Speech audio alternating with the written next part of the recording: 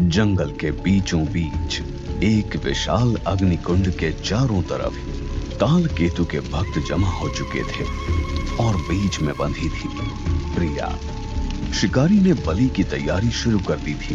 पूरा जंगल उनके मंत्रों से गूंज रहा था। मैं काल केतु का मुख्य भक्त आह्वान करता हूँ।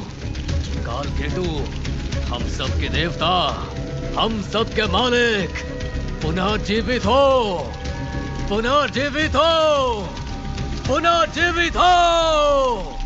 नहीं, मुझे मत मारो, मुझे जाने दो, जीवन दान दीजिए। चुप लड़के, ये तो तू भी जानती है कि तू कोई साधारण लड़की नहीं, तू कोई स्वभावी प्राणी है। तेरे दो रूप कौन से हैं ये तू भी जानती है।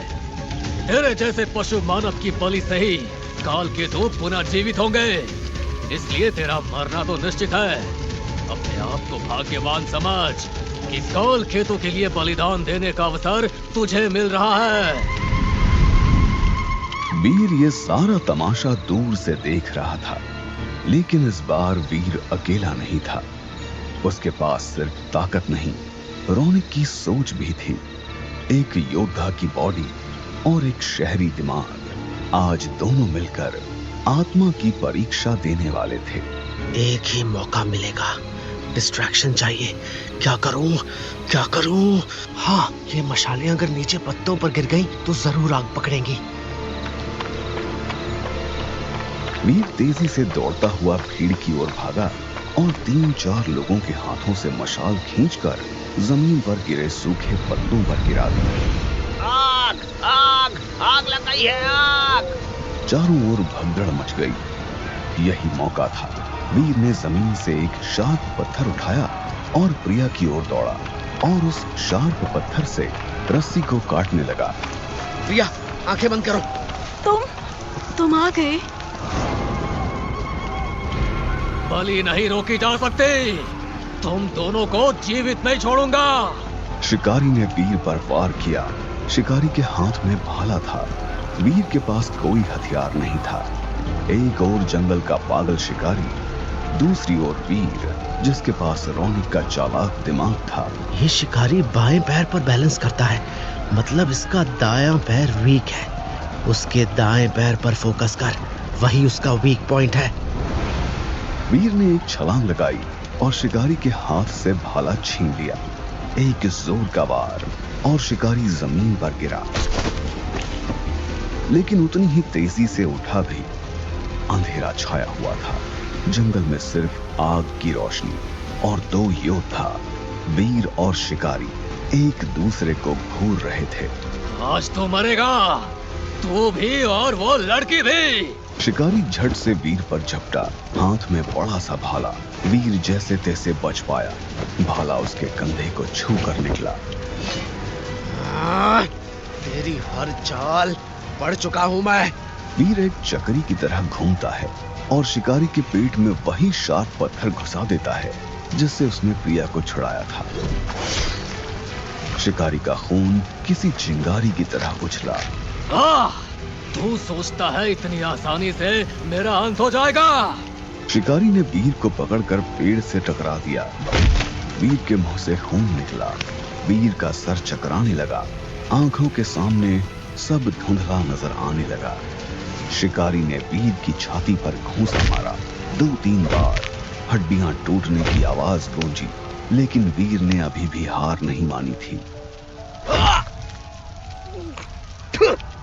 मैं सिर्फ वीर नहीं हूँ, मैं रौनक भी हूँ, और तू हारने वाला है।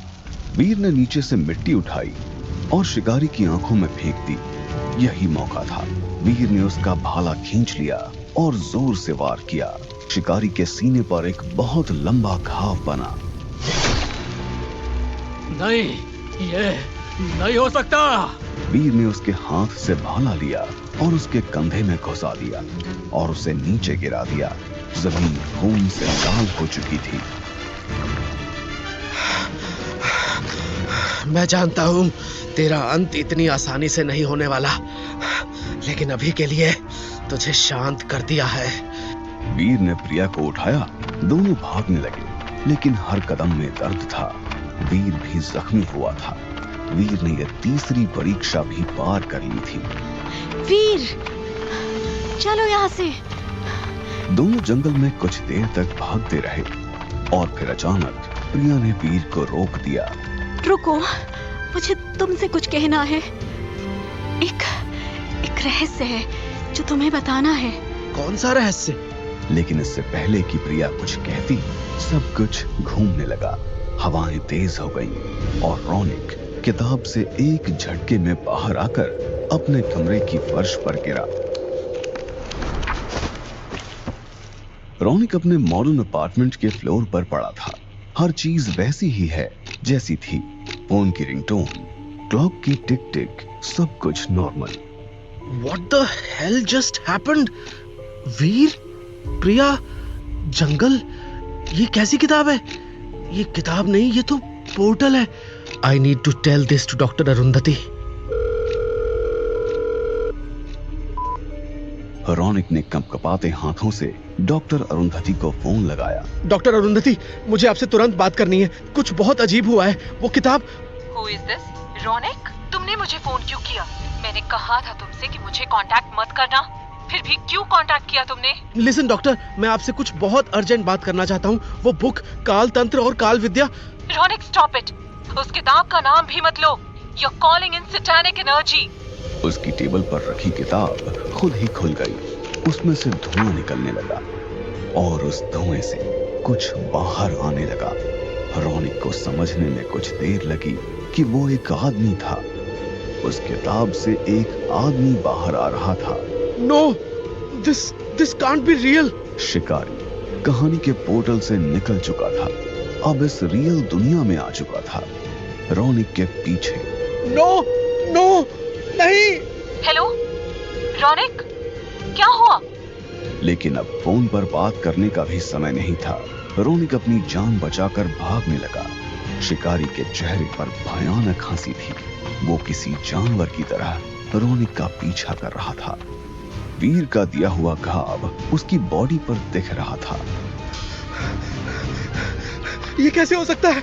ये मुझे मार डालेगा। मैं क्या करूं? Help! Somebody call the police!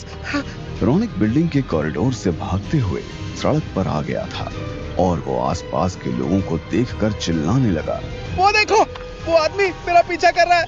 वो मुझे मार डालेगा। प्लीज पुलिस को बुलाओ या तो उसे रोको। Please help me. लेकिन लोगों के रिएक्शंस रौनिक के लिए बिल्कुल ही अनएक्सपेक्टेड थे। लोग बिल्कुल कंफ्यूज्ड थे। ये किससे भाग रहा है? कहीं मेंटल पेशेंट तो नहीं? Help! He is gonna kill me, please! पर किसी को कुछ नहीं दिख रहा था। सिर्फ रौनिक देख सकता था शिकारी को, जिसका भाला अब रात की रोशनी में चमक रहा था। उसकी आंखों में खून सवार था। ये शिकारी सिर्फ मुझे ही दिख रहा है। यानी सिर्फ मैं ही इसे मार सकता हूँ। लेकिन ये तो मुझे मार डालेगा। रौनिक भागते भागते एक गली में मुड़ा और एकदम रुक गया। शिट! ये तो डेड एंड है।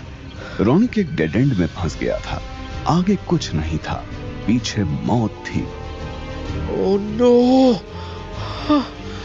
बलि तो पूरी होगी, चाहे उस दुनिया में या फिर इस दुनिया में। चांदनी की